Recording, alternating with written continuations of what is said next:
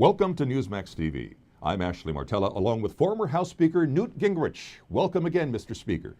You led the so-called Republican Revolution in 1994 when the GOP captured the House for the first time in 40 years, and the party recaptured the Senate. Now, before that, Republicans were completely out of power.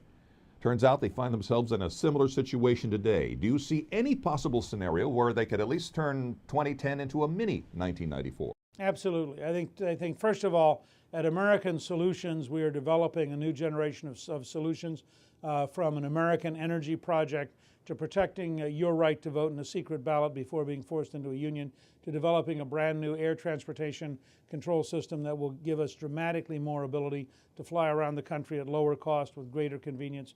We're looking at a lot of solutions on health care at the Center for Health Transformation.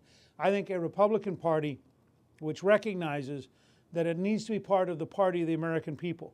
It needs to represent the American people, not big government and special interests and elites.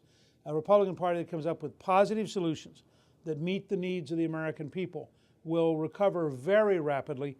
And frankly, if the Democrats keep drifting to the left as they have with recent appointments and with this bloated $900 billion monstrosity of a spending bill, that's President Obama's own phrase, a spending bill, I think that the Democrats are going to turn people off. But the Republicans need to be positive, solution-oriented, and address the needs of the American people in order to turn people on. We've seen Obama come out and blast Republicans on their opposition to the stimulus. How long should they bite their tongues before hitting back at him?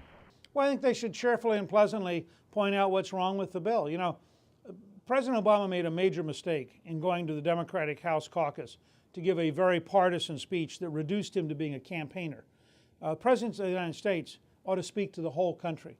They ought to bring us together. If he really wants to get this bill passed, he ought to invite Republican leader John Boehner in the House and Speaker Pelosi in the House.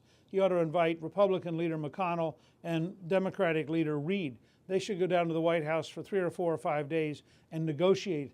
When I helped develop a balanced budget, we spent 35 days with President Clinton negotiating. We passed the first balanced budget in a generation, the first 4 years of balancing the budget and paying off $405 billion in federal debt since the 1920s. We did it while cutting taxes, but it took face-to-face, bipartisan, tough negotiations. I think if the president were serious about trying to be bipartisan, he would invite the Democratic and Republican leaders. They'd sit down in the White House together and they'd try to work something out, not just go back to the tired politics of yelling at each other. You mentioned Pelosi. Of course, she holds a position you once had. She doesn't seem to be interested in cutting any government spending. In fact, quite the contrary. Do you think she's smart enough to understand that it was excessive spending to begin with that was largely responsible for this current economic mess? I think Speaker Pelosi is a classic San Francisco liberal. I think she goes home to one of the most left-wing cities in America. She goes to cocktail parties with very liberal friends. All of them believe that there's nothing that more big government can't solve. I think that she flies back and forth now in a government plane, which I think is wrong. I think one place you could cut government spending would be to allow the Speaker to fly commercially, which is what I did. I think that there are a number of steps like that we should be taking. But I think as a liberal big city Democrat, she's never seen a government program she didn't love, and she'd never seen a taxpayer she didn't want to take money from.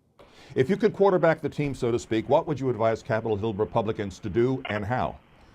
I would advise them to worry about America. Don't worry about the Republican Party. If they worry about America, if they solve problems for America, if they represent the American people, then the American people will take care of them.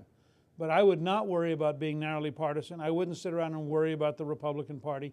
I'd worry about doing what America needs for America to grow jobs, create an American energy program, develop prosperity, create productivity, and compete successfully with China and India.